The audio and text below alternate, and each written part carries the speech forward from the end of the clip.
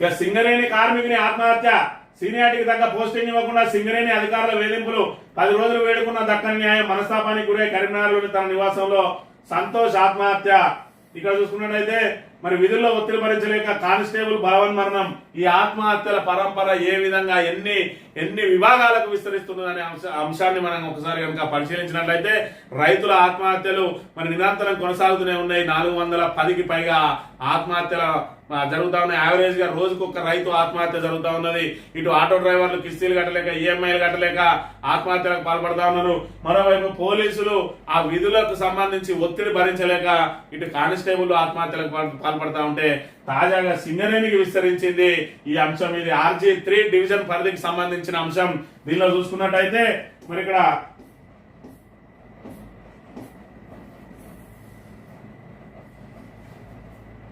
తెలంగాణలో కాంగ్రెస్ ఏడాది పాలనలో రైతులు, చేనేత కార్మికులు, ఆటో డ్రైవర్లు ఆత్మహత్యలు నిత్యకృత్యమయ్యాయి. తాజాగా వ్యాపారం కుదేలైపోవడంతో బిల్డర్ కూడా ఆత్మహత్యకు పాల్పడ్డాడంటే తెలంగాణలో జీవన పోరాటం ఎంత దుర్భరంగా మారిందో అర్థం చేసుకోవచ్చు. ఇదే క్రమంలో కరీంనగర్లో ఓ సింగరేణి కార్మికుడు ఆత్మహత్య చేసుకున్నాడు.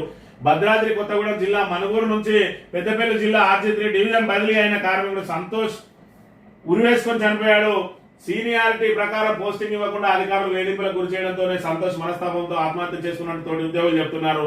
అవినీతితో విసిగిపోయి జనవరి 21న OC2 మైన్ పోస్టింగ్ కోసం సంతోష్ దరఖాస్తు పెట్టుకునేందుకు GM కార్యాలయంలో అధికారులకు కోరాడు. కానీ ఈ నెల 15న పోస్టింగ్ సిద్ధమైందని సదరు అధికారులు స్పష్టం చేశారు. మనుగూరు నుంచి 21న రిలీవ్ అయితే RG3లో 15న పోస్టింగ్లు ఎలా సిద్ధమవుతాయని సంతోష్ ప్రశ్నించాడు. ఆ రోజు నుంచి శుక్రవారం వరకు పోస్టింగ్ కోసం ప్రయత్నించి అధికారుల చుట్టూ తిరిగి అధికారుల తప్పేయడం వల్ల పోస్టింగ్ రావడం లేదని మనస్తాపం చెంది ఆత్మహత్య చేసుకున్నాడట. మరి ఇక్కడ చూసుకున్నట్టయితే ఇక్కడ ఏదైతే కమిషన్లు ఇందాక మరి ఇక్కడ ఏదైతే ఎమ్మెల్యేలందరూ కూడా రహస్య సమావేశం వేసుకుని ఆ కమిషన్ల మీద తిరుగుబాటు ఏదైతే చేస్తా ఉన్నారో అదే కమిషన్ సంస్కృతి ఇక్కడ కూడా మరి వ్యాపించింది. ఇక్కడ సింగరేణిలో బదిలీ కార్మికుడి కాంచి మొదలుకొని మరి ఇక్కడ GM స్థాయి వరకు కూడా అధికారుల బదిలీలో పూర్తిగా చేతివాటం నడుస్తా ఉన్నది. ఆ శాఖకు సంబంధించిన ఒక ప్రజా ప్రతినిధి పూర్తి స్థాయిలో మరి ఇక్కడ బదిలీ ఫిల్లర్లను కూడా వదలడం లేదు. మరి ఇక్కడ ఇటీవల ఎవరైతే EP ఆపరేటర్లుగా ఎంపికైనో ఆ ఎంపికైన వాళ్ళందరినీ కూడా మనుగూరుకి వెళ్తే వాళ్ళు తిరిగి తమ సొంత డివిజన్ కు రావడానికి ఒక్కొక్కరు 3 లక్షల రూపాయలు మరి ఇక్కడ తమ బదిలీ కోసం 3 లక్షల రూపాయల లంచం ఇచ్చి ఈ రోజు ఇక్కడికి మరి బదిలీ అవుతా ఉన్నారు. ఆ 3 లక్షల రూపాయలు లంచం ఇచ్చిన తర్వాత కూడా మళ్ళీ ఇక్కడ అధికారులు మరి సీనియారిటీ ప్రకారం ఏదైతే మరి తమకు పోస్టింగ్ ఇవ్వాలంటే వీళ్ళ చేతి వాటం చూపిస్తా ఉన్నారు.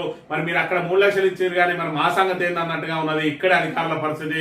దాంతో మరి ఇక్కడ సీనియారిటీ ప్రకారం ఎందుకు ఇవ్వరని చెప్పి ప్రశ్నిస్తే మరి ఇక్కడ అధికారుల ఇష్టారాజ్యం. ఎందుకంటే సంబంధిత శాఖనే మా చేతుల్లో ఉన్నది, మేమే మరి 20 లక్షలు లంచం ఇచ్చి వచ్చినాం, ఇంకా మాకు అడ్డమేవాడు అన్నట్టుగా ఇక్కడ ఒక ఉన్నతాధికారి మరి వ్యవహరిస్తున్న తీరు చూస్తా ఉంటే మరి ఇక్కడ ఈ రోజు సింగరేణి కార్మికుడి ఏదైతే సీనియారిటీ ప్రకారం ఎందుకు ఇవ్వలేదో, ఆయనను ఎందుకు వేధించిందో, ఆయన ఆత్మహత్య కారణమైన మీద ఖచ్చితంగా మరి 306 కేసు బుక్ చేయాలి, ఆయన మీద ఖచ్చితంగా విచారణ చేయాలి. ఎందుకు ఆయన ఇంత మరి ఇక్కడ నియంతలాగా వ్యవహరిస్తున్నాడు అనే విషయాన్ని కూడా తేల్చాలి సింగరేణి ఉన్నతాధికారులు. మరి ఇక్కడ చూసుకున్నట్టయితే సింగరేణిలో కూడా అత్యున్నతాధికారులు కూడా పైరవిల విన్నే తమ పదవులను కాపాడుకుంటున్నారు. కాబట్టి సింగరేణి పూర్తిగా భ్రష్టు పట్టిపోయింది. ఇక్కడ సింగరేణిలో మరి క్వార్టర్లు అన్ని కూడా ఏదైతే క్వార్టర్ల కౌన్సిలింగ్ జరుగుతుందో ఆ క్వార్టర్ల కౌన్సిలింగ్ ఎవి కూడా గోడల మీద మరి ప్రకటన బోర్డుల మీద కనబడట్లేదు.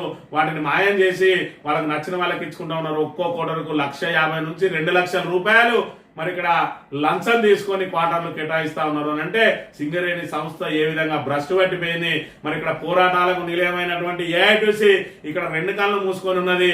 మరి ఇక్కడ వేరే యూనియన్ మీరు 4 తీసుకుంటే మాకు 1 అని చెప్పి ఇక్కడ బతిమాలుకొని వెంపర్లాడే దుస్థితికి వచ్చింది ఇక్కడ గుర్తింపు సంఘం అనే విషయాన్ని కూడా మనం ఇక్కడ ప్రధానంగా గమనించాలి.